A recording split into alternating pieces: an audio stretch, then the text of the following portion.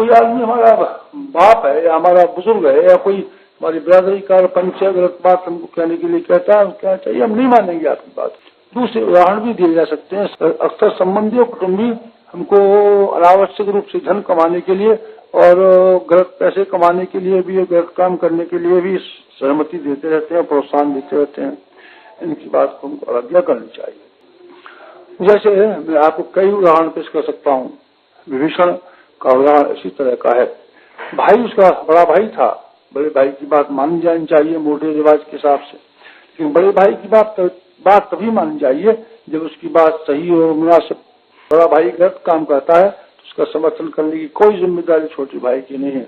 रावण खराब काम करता था, कुंभकर्ण खराब काम करता था और विभीषण से कहा गया आप हमारे खानदान के और हमारे कुटुंब के और हम लोग जैसे करते आप भी कीजिए।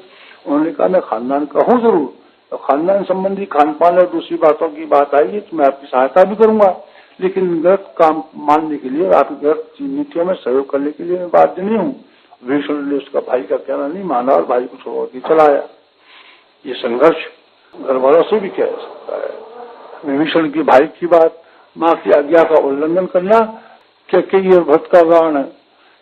कैकेयी कहती थी मैं तेरी माँ हूँ, तू मेरा बेटा है, माँ जो कहे उस बेटे को मानना चाहिए और तुझे मेरा कहना मानना चाहिए और मैंने राज्य तेरे लिए रखा, स्वराज्य में बैठना चाहिए और रामचंद्र जी को वनवास जाने देना चाहिए और मौज करनी चाहिए।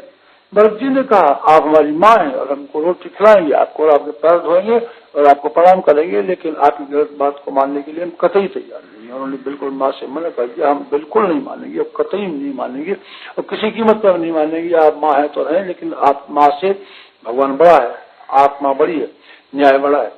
इस तरह के संघर्ष हमारी पारिवारिक संघर्षों में विकसित किए जा सकते हैं।